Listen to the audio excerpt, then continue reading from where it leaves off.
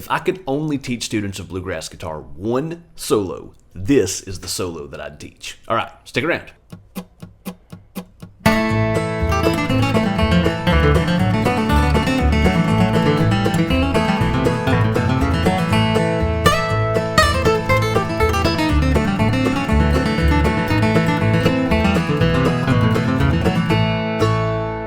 Hey there, it's Aaron Jackson coming to you today, and I want to show you Tony Rice's legendary solo to 9-pound hammer from the classic Manzanita album. I really do think this is one of the best bluegrass guitar solos ever recorded, and if you're wanting an intro into Tony Rice's style, there's not really a better solo to learn than this one. I'd hesitated in the past to do a lesson on this one just because there's so many other lessons on YouTube around this solo. But the nature of YouTube is this. Everyone is teaching everything on YouTube, so I might as well just jump in. You can get the tabs for this lesson down in the video description and in the top pinned comment. All right, so let's jump in. I would say most people watching this probably already know the tune 9-pound hammer, but just in case you don't, this tune is played in lots of different keys.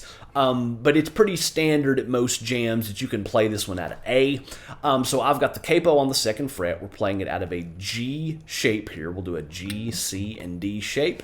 And just real quick, the tune goes like this. So 1, 2. Well, the 9-pound hammer is a little too heavy, buddy, for my size, buddy, for my size. Well, roll on, buddy. Don't you roll so slow? How can I roll when the wheels won't go? So, and I'm going to speak in shapes, not in absolute chords here, but it'll 1, 2, 3, 4. We'll do G, 2, 3, 4, C, 2, 3, 4, G, 2, B, 2, G, 2, 3, 4. Repeat that again. G.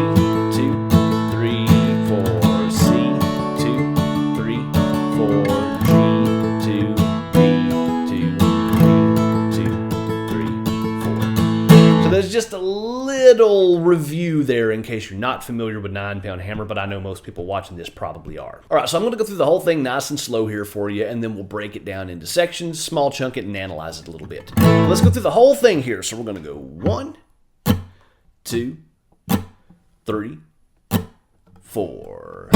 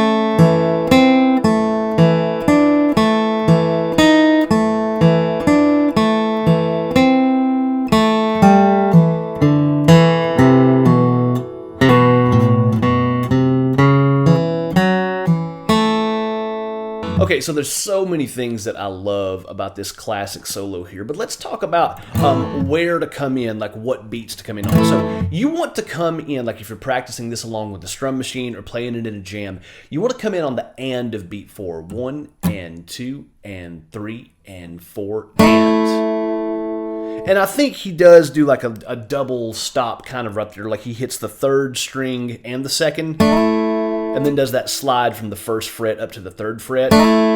Okay, but for sure it's going to come in on the and of beat 4. 1 and 2 and 3 and 4 and. Okay, and then what you want to do is you want to hold that note through the E of beat 2, all right? So remember, I think of this stuff in 16th notes. And it's not even that I think of it in 16th notes. These ideas are 16th notes.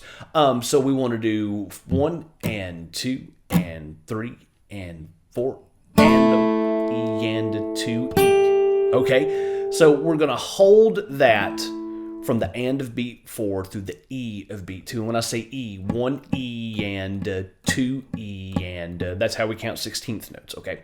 So 1 and 2 and 3 and 4 and a 1 E and a 2 E and a 3 E and a 4. Okay. So just remember that on that first phrase, because if you don't get that, it's going to throw the whole solo off. So come in on the and of beat 4, and then hold that until we get to the E of beat 2. So I'll just kind of count out that whole first phrase there. So we'll go 1 E and 2 E and 3 E and 4 E and 1 E and 2 E and 3 E and 4. Okay? So just remember that whenever you're coming in on that phrase. But anyway, that... Okay, so one of the cool things about this solo is he really pulls a lot from the minor pentatonic in this solo here. Now, if you haven't had a chance to check out my blues scales for bluegrass lesson, that's going to be this right here, and I'll link to it down in the video description. Go ahead and check that out. If you learn those patterns, whenever you're jumping in and learning a lot of these phrases, it starts to become familiar territory. It's not completely foreign. You kind of see where he's pulling from in these ideas. But that's that first phrase. Again, mostly minor pentatonic, but he's throwing in our major third right there. And then now where the chord switches to the D, in this case we're playing a C shape, he's going to do...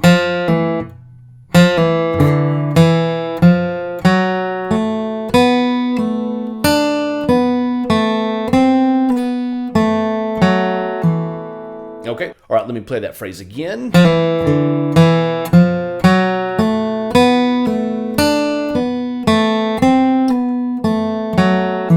Okay, killer little passage to outline anytime you've got like a C-shaped chord. And all he's doing there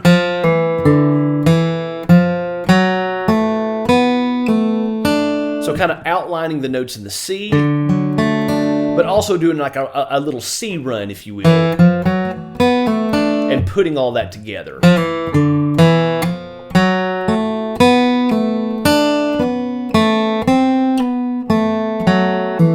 And so this next phrase we'll do.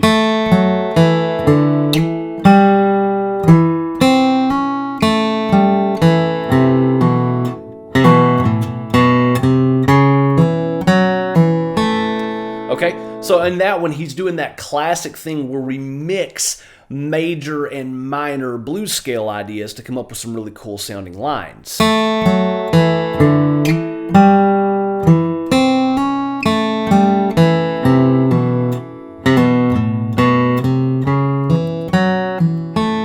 Okay, so at the very beginning of that, we're doing major, minor,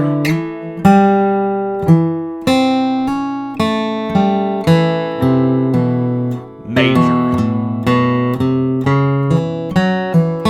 Okay, cool.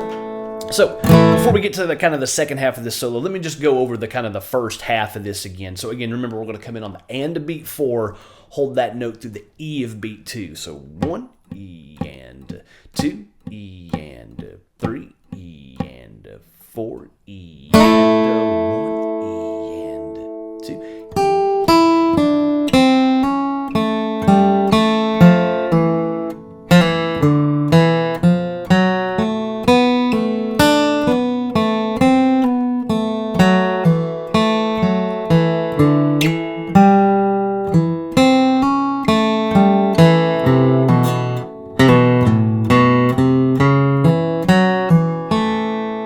So let's go into the second half of it here, and it's going to go like this. We're going to do...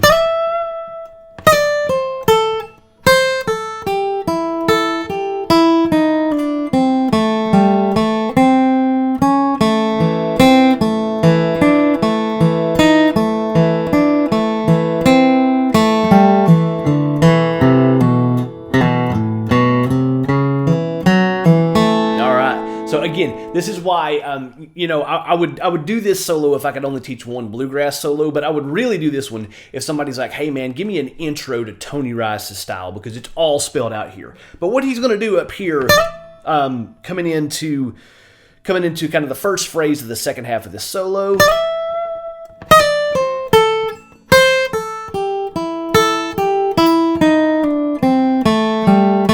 Okay, and all that is, again, I'd highly recommend, checking out my kind of blues scales for bluegrass lesson. I'll link to that down in the video description. But okay, well, we're technically in the key of A here, but a lot of times we're playing out of a G shape, so we can use a lot of those open strings that we would use if we didn't have the capo on here. But that idea right there is straight out of our like minor blues scale pattern 3.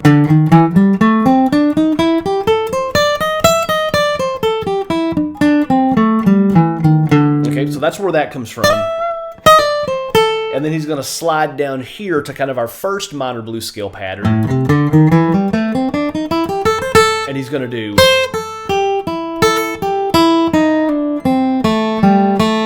Okay, ending with a couple of open strings. But that's what it is. It's just those are minor blues scale ideas.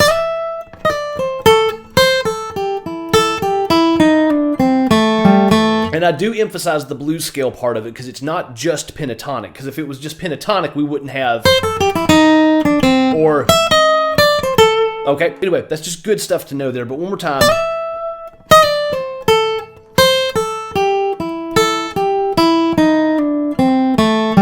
And let's keep going here, and we're going to do.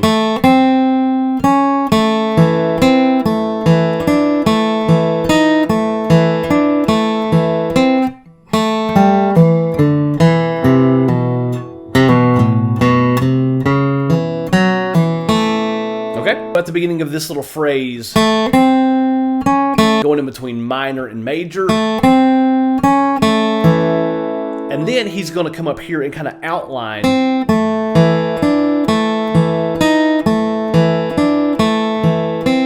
Okay, and what he's doing right there is he's taking this little, where he's using these open strings, but these notes right here. Sounds like I'm playing Smoke on the Water. But anyway, those notes, and what he's playing there, that's like an A, a C, a D, and a D sharp. Those are right, that's A minor blues scale.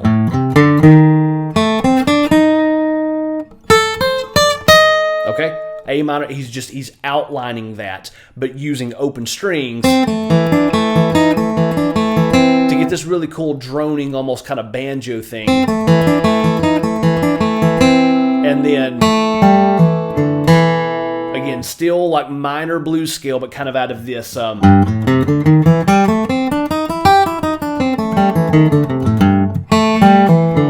then he's going to end it with our good old G run.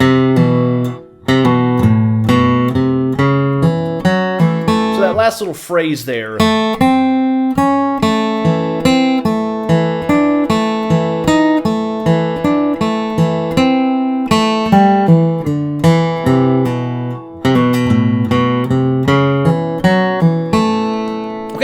So again, the second half of this solo here.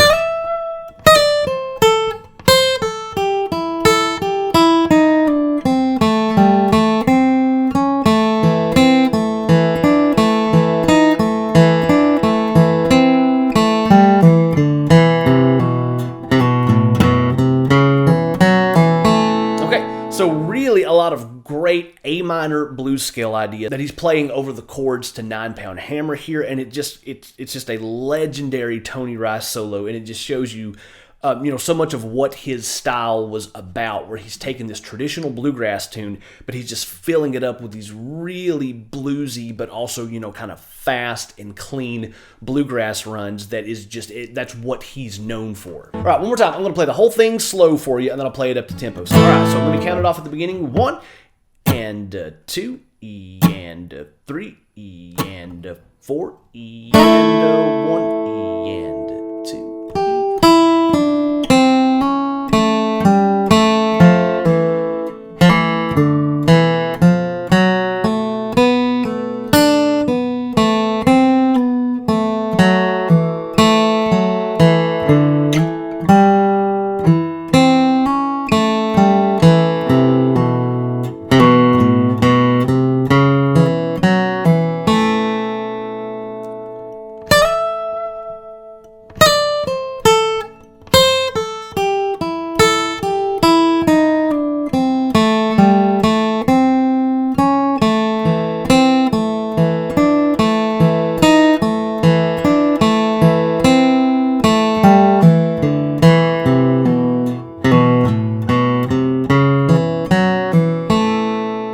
There we go. All right, let me play it up to tempo again here for you.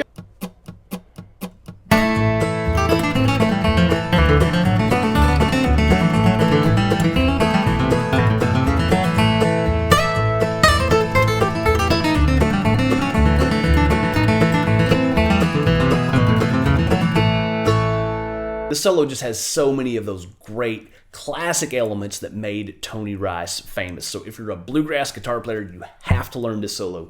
You have to know it. I want to thank you so much for hanging out. Check out some of these other videos for some lessons on some of Tony Rice's very best solos. Remember, you can get the tabs for this lesson down in the video description and in the top pinned comment. I want to thank you so much for hanging out today, and I will see you next time. I would say most people watching this probably already know the tune 9-Pound Hammer, but just in case you don't, this tune is played in lots of different keys, but it's pretty standard at most jams that you can play this one out of A. So I've got the capo on the 2nd fret. We're playing it out of a G shape here. We'll do a G, C, and D shape. And just real quick, the tune goes like this. So 1, 2. Well, the 9-pound hammer is a little too heavy, but it's for my size. Buddy, for my size. Well, roll on, buddy. Don't you roll so slow. How can I roll when the wheels won't go? So, and I'm going to speak in shapes, not in absolute chords here, but it'll 1, 2, 3, 4. We'll do G, 2, 3, 4, C, 2, 3, 4, G, 2, B, 2, G, 2, 3, 4. Repeat that again. G, 2, 3, 4, C, 2, 3, 4, G, 2, B, 2, G, 2, 3, 4. So there's just a little review there in case you're not familiar with 9-Pound Hammer, but I know most people watching this probably are.